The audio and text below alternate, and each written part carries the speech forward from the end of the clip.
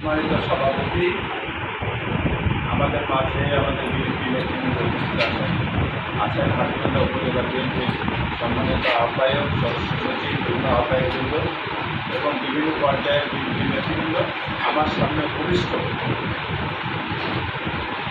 সাংবাদিক ভাইরা, বিভিন্ন পত্রিকায় কর্মরত, বিভিন্ন টিভি চ্যানেলে কর্মরত সাংবাদিক ভাইরা, সবাইকে আমার সালাম জানাই। আসসালামু আলাইকুম।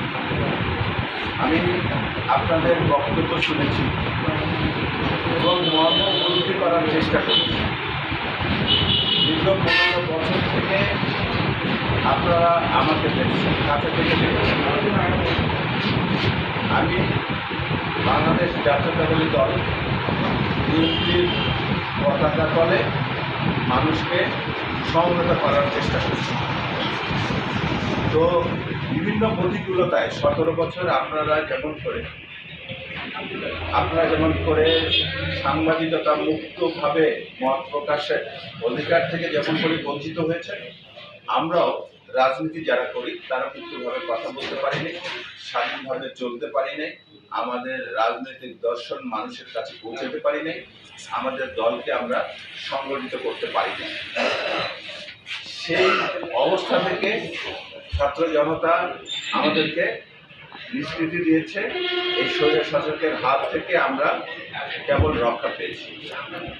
গত 5ই আগস্টের পরের দিন সকাল 11টার সময় আমি হাতিবান্ধার মেডিকেল মোড়ে একটা জনসমাবেশে বক্তব্য রাখছিলাম।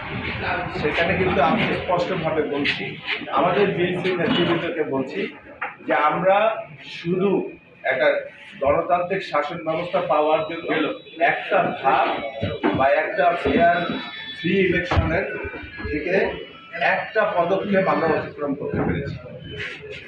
এখন অন্তত বলা যায় যে দেশে একটা ফ্রি ফেয়ার ক্রেডিবল ইলেকশন হবে। এই ফ্রি ফেয়ার ক্রেডিবল ইলেকশনে আমাদেরকে যদি পার্টিসিপেট করতে হয়, বিএনপি পার্টিসিপেট করে তো ক্ষমতায় যেতে গেলে একটা নির্বাচনী প্রক্রিয়ার মধ্যেই তো যেতে হবে এবং এই নির্বাচনী প্রক্রিয়ার মধ্যে যাওয়ার জন্য মানুষের মনের মধ্যে মানুষের মতামত পাওয়ার জন্য মানুষের মনের মধ্যে জায়গা করতে হবে। সেই কথা কিন্তু আমি বরাবরই বলি, আজকেও বলতেছি। ইতিমধ্যে অনেক কর্মকাণ্ড আমাদের দলের লোকজন করে ফেলেছে, যারা করেছে তাদেরকে আমরা সাংগঠনিক ব্যবস্থা নেওয়ার চেষ্টা করতেছি। কারো বিরুদ্ধে নিয়েছে। আমাদের অভিভাবক গত 3 তারিখে এসেছিল, উনি আমাদের কর্মী সভায় স্পষ্টভাবে বলেছে তারা নিজেদের ক্ষতি করতেছে, তারা জিয়া পরিবারের ক্ষতি করতেছে, দলের ক্ষতি করতেছে। আজকে বিএনপি একটা বৃহৎ দল। এই মুহূর্তে বাংলাদেশে বিএনপি সক্রিয় রাজনীতিতে যায় যেসব দল আছে তাদের মধ্যে অন্যতম দল বিএনপি। এই বিএনপির আদর্শের প্রবক্তা হল শহীদ রাষ্ট্রপতি জিয়াউর রহমান। এই শহীদ রাষ্ট্রপতি জিয়াউর রহমানের ব্যক্তি জীবনের দিকে যদি আপনারা তাকান, আপনারা যারা আমার এখানে সহকর্মী আছেন আমাদের দলে, তারা যদি তাকান তাহলে দেখবেন উনি কীরকম সাদামাটা একটা জীবন অতিবাহিত করেছেন এবং সততার তার মূলধন ছিল। এই সততা, ওনার এই মূলধন থেকেই কিন্তু বিএনপির জনপ্রিয়তা।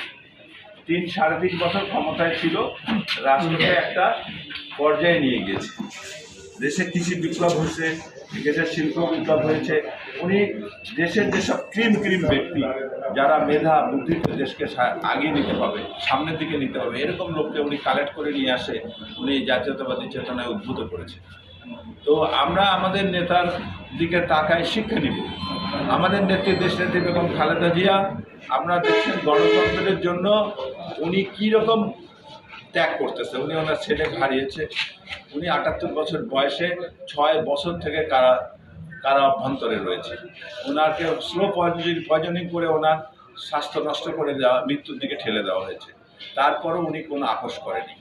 বেগম খালেদা জিয়া যদি আপোষ করতো, উনি যদি শেখ হাসিনার মতো বিদেশে চলে যেতে রাজি হইতো, তাহলে হয়তো বিএনপির নেতৃবৃন্দ এত কষ্ট পেত না এবং আওয়ামী লীগের শাসন আরও দীর্ঘায়িত হতো।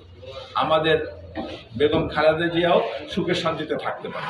কিন্তু উনি সেটা চিন্তা করেনি। উনি ওনার ব্যক্তি স্বার্থ, দলের স্বার্থ বা অন্য চিন্তা করেন। উনি দেশের মানুষের কথা চিন্তা করে এই দেশে রয়ে গিয়েছে এবং ওনার জীবনকে উনি মৃত্যুর দিকে ঠেলে দিয়েছে, তারপরও আপোষ করেনি।